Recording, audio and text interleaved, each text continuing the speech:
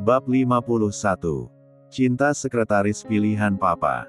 Anneliese terbangun ketika mendengar suara bising yang berlangsung cukup lama.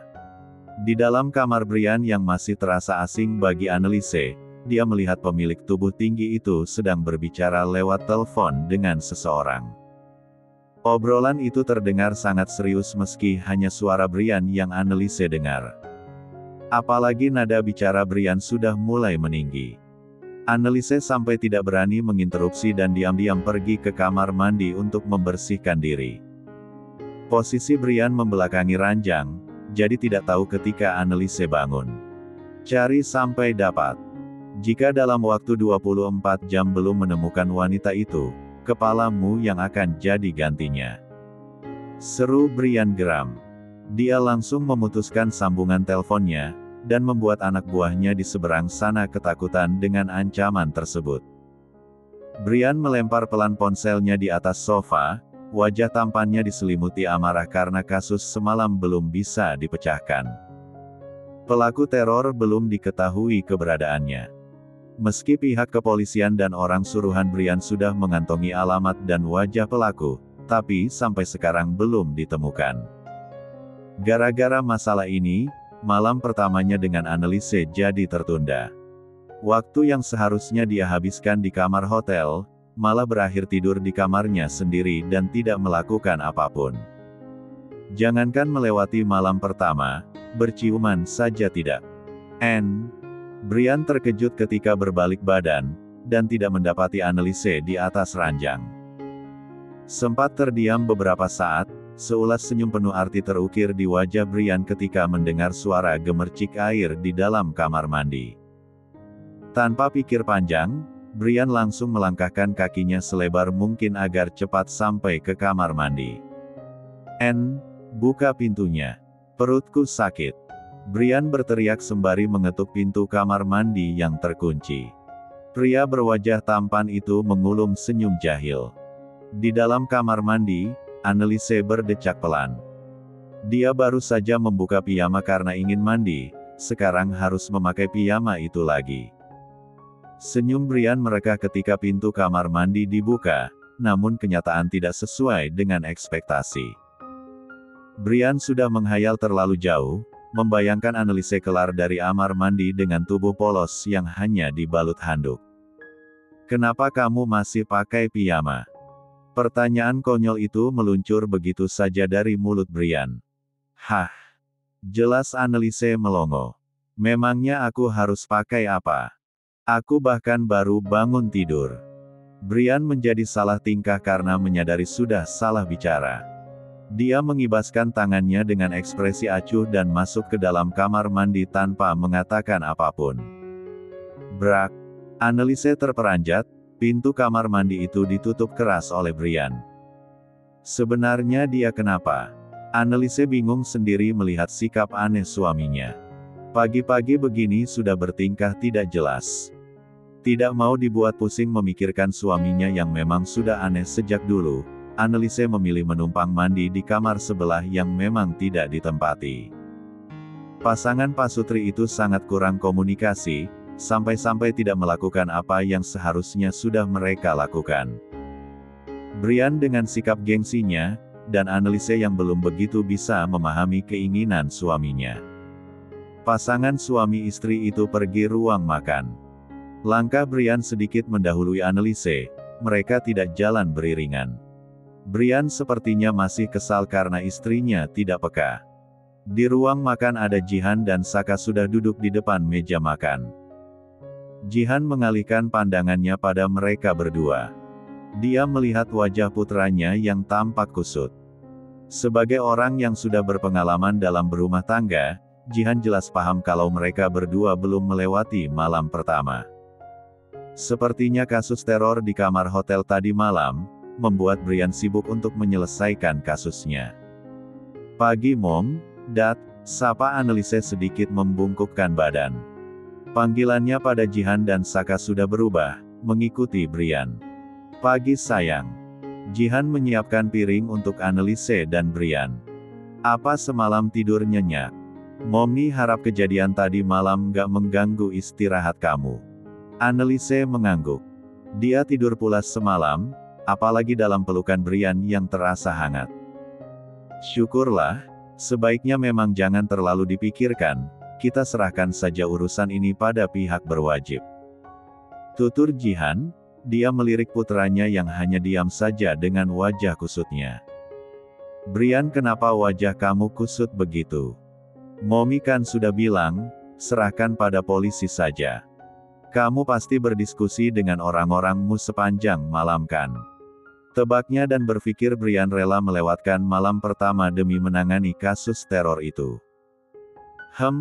Brian hanya menjawab singkat, cari aman agar tidak dicurigai macam-macam. Dia juga kalau-kalau sampai ketahuan bahwa wajah kusutnya terbentuk begitu saja karena belum dapat jatah. Bicaranya lanjut nanti saja, kita sarapan dulu. Saka mengakhiri pembicaraan pagi ini di meja makan. Coba kamu ingat-ingat lagi pernah menyinggung siapa saja. Ucap Saka pada Brian. Ayah dan anak itu sedang mengobrol berdua di ruang kerja. Saka ingin mengorek lebih dalam kehidupan putranya. Mungkin saja Brian pernah menyinggung seseorang dan berakhir dengan teror seperti sekarang. Dedi tahu sendiri selama ini aku nggak punya musuh. Aku yakin teror itu dari Gisela, dia mungkin belum puas karena gagal mencelakai Anne. Brian tidak asal menuduh, sebab hanya Giselle satu-satunya orang yang pantas dicurigai. Bibi dan paman Anneliese sudah di penjara, mereka tidak akan bisa lagi menyentuh Anneliese. Dedi juga ingin berpikir seperti itu, tapi data dari semua penerbangan di Indonesia ada di tangan kita. Kamu lihat sendiri nama Giselle tidak terdaftar masuk ke Indonesia lagi. Giselle terakhir kali melakukan penerbangan ke negara X, untuk melarikan diri setelah kasus penculikan Anneliese. Setelah itu, keberadaan Giselle tidak diketahui lagi. Wanita itu benar-benar bisa menjelma seperti iblis. Gumam Brian penuh amarah. Untuk sementara, kita perketat penjagaan di perusahaan dan rumah. Pastikan semua karyawan dan pekerja memiliki identitas yang terdaftar di negara. Jangan sampai ada penyusup di sekitar kita. Ujar Saka. Sementara hanya itu yang bisa dia lakukan untuk melindungi semua keluarganya. Brian langsung menghubungi Felix, dan memerintahnya agar lebih dulu mengumpulkan data karyawan baru. Brian khawatir ada seseorang yang bekerja sama dengan Giselle dan sudah masuk ke perusahaannya. Di tempat lain, seorang wanita tampak tertawa puas di depan cermin kamarnya. Dia memandangi wajahnya yang sudah berubah drastis, meski tidak secantik wajah aslinya, namun dia sangat puas karena bisa membuat kekacauan di hari pernikahan Brian dan Anneliese. Bagaimana dengan kejutan hadiah pernikahan dariku? Kalian pasti sangat terkejut sampai sulit tidur bukan? Dia bicara sendiri di depan cermin, seolah-olah sedang bicara dengan Brian dan Anneliese.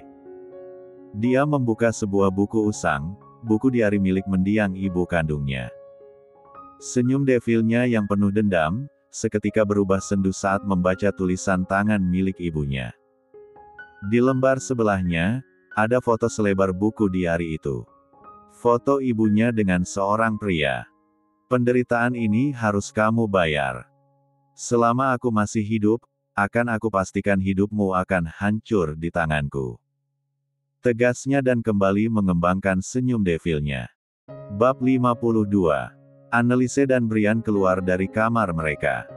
Keduanya sudah rapi dengan pakaian kerjanya. Di hari kelima setelah pernikahan mereka, Anneliese bersikeras ingin melakukan rutinitasnya seperti biasa, yaitu menjadi sekretaris Brian. Meski di perusahaan tersebut memiliki aturan ketat, bahwa suami istri dilarang bekerja di tempat yang sama, namun hal itu tidak berlaku bagi Anneliese. Sebab perusahaan tempatnya bekerja adalah milik suaminya sendiri. Di ruang makan, Jihan mengukir senyum saat melihat kedatangan anak dan menantunya. Hubungan keduanya tampak semakin baik.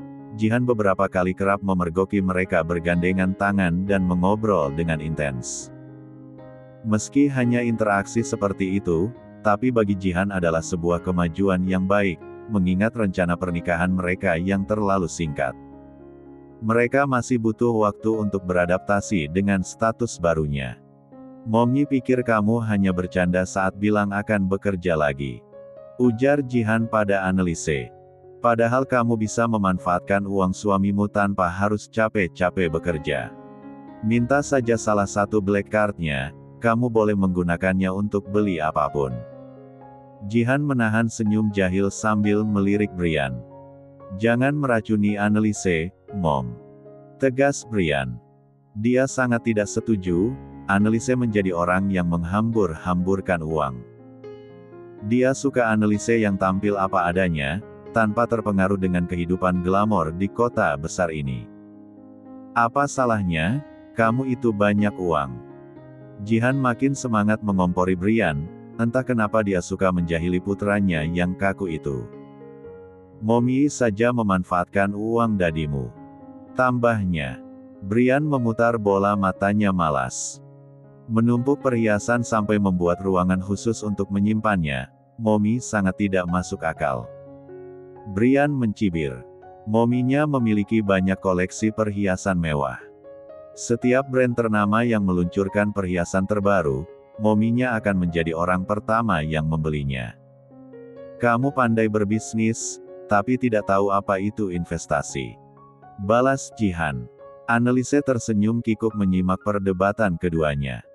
5 hari tinggal di rumah keluarga suaminya, Annelise sudah mulai terbiasa dengan hal-hal random yang terkadang terjadi di ruang makan. Namun Annelise sangat menyukai interaksi di keluarga Brian, mengingat sudah sangat lama Annelise tidak pernah berinteraksi sedekat itu dengan keluarganya. Tepatnya sejak kedua orang tuanya meninggal. Kalian membuat Annelise canggung. Cepat makan. Saka melerai, menghentikan obrolan anak dan istrinya. Tidak, aku sangat nyaman. Annelise menyangkal. Dia lebih suka ada obrolan sebelum makan, dibanding hanya diam saja dan terlihat sangat formal. Mirip seperti keluarga kerajaan yang memiliki aturan ketat. Tentu saja. Kita adalah keluarga, jadi kamu harus nyaman. Jihan tersenyum hangat pada Annelise. Senyum hangat seorang ibu pada anaknya. Annelise menahan air matanya, dia selalu terharu setiap kali diperlakukan seperti anak sendiri oleh mertuanya. Kedatangan Annelise membuat heboh orang-orang di perusahaan. Mereka cukup terkejut melihat Annelise kembali lagi ke perusahaan, dan masih menjabat sebagai asisten pribadi Brian. Beberapa karyawan wanita sangat menyayangkan sikap Annelise yang memilih capek-capek bekerja, alih-alih bersantai di rumah, pergi ke salon dan berbelanja menggunakan uang suaminya yang kaya raya itu. Beberapa di antara mereka bahkan mengatakan akan pergi berbelanja setiap hari, mempercantik diri di salon, dan mendatangi toko perhiasan jika menjadi istri Brian. Namun ada juga yang berpendapat bahwa pasangan itu sangat romantis, karena ingin selalu bersama-sama setiap hari. Dan pada akhirnya gosip-gosip itu sampai juga di telinga Annelise ketika sedang berada di toilet. Annelise yang saat itu ada di dalam toilet, mendengar beberapa orang membicarakannya di wastafel. Dia sudah berhasil menggoda Pak Brian sampai akhirnya dinikahi, tapi masih saja menempel seperti perangko. Nada bicara itu penuh ketidaksukaan. Orang yang mendapatkan pria kaya dengan cara menggodanya, pasti takut jika membiarkan suaminya lepas dari pengawasan. Ucap orang yang berbeda, namun dengan nada ketidaksukaan yang sama. Di dalam toilet, Annelise mengepalkan kedua tangannya. Sungguh dia sangat ingin menghajar pemilik mulut-mulut sampah seperti mereka, yang berbicara seenaknya tanpa tahu fakta. Semakin lama, gunjingan-gunjingan mereka membuat telinga Annelise panas, dan tidak tahan lagi berdiam diri di dalam toilet. Dia akhirnya keluar dan membuat dua orang yang membicarakannya tampak terkejut. "Si Siang Buen," sapa keduanya gugup. Keduanya saling menyikut, saling menyalahkan karena orang yang mereka bicarakan ada di tempat yang sama. Annelise berjalan mendekati mereka dengan langkah pelan. "Ada apa dengan wajah kalian?" Tanya Anneliese menatap lekat. Dua wanita itu sontak memegang wajah masing-masing. Memangnya ada apa dengan wajah kami? Tanya salah satu dari mereka. Aku rasa kalian harus berkaca agar tahu. Ucap Anneliese penuh penekanan. Keduanya berbalik badan untuk menatap cermin, tanpa merasa curiga kalau sebenarnya Anneliese sedang menyindir mereka. Setelah berkaca dan menyadari tidak ada yang aneh di wajah mereka, keduanya kembali berbalik untuk mengatakan sesuatu pada Anneliese. Namun ponsel Anneliese berdering. Anneliese yang melihat nama Brian di layar ponselnya, seketika tersenyum lebar penuh arti dan langsung menerima panggilan itu di depan mereka. Ya sayang, aku di toilet. Ujar Anneliese dengan suara lantang. Sepertinya toilet ini belum dibersihkan, ada dua kecoa di sini. Ya ampun, aku benar-benar geli melihatnya. Anneliese melirik dua wanita itu sambil tersenyum. Kemudian bergegas keluar dari toilet. Setelah kepergian Anneliese, keduanya saling menatap dan tampak berpikir keras. Apa dia baru saja membicarakan kita? Ujar salah satu dari mereka. Dia menyebut kita kecoa. Astaga, kurang ajar sekali dia. Anneliese masuk ke ruangan Brian tanpa berani mengangkat wajahnya. Dia sangat malu karena baru saja memanggil Brian dengan sebutan sayang, lewat telepon. Brian pasti sangat percaya diri saat ini, padahal Anneliese melakukan semua itu untuk membalas mulut-mulut jahat karyawan tadi. Panggil Brian ketika melihat Anneliese langsung duduk di meja kerjanya. Padahal Brian tadi menelpon Anneliese untuk membicarakan soal proyek yang sedang berjalan. Ya, Pak. Anneliese langsung berdiri dari duduknya. Dia menatap Brian dari ruang kerjanya, ruangan yang hanya disekat oleh dinding kaca transparan, tanpa pintu.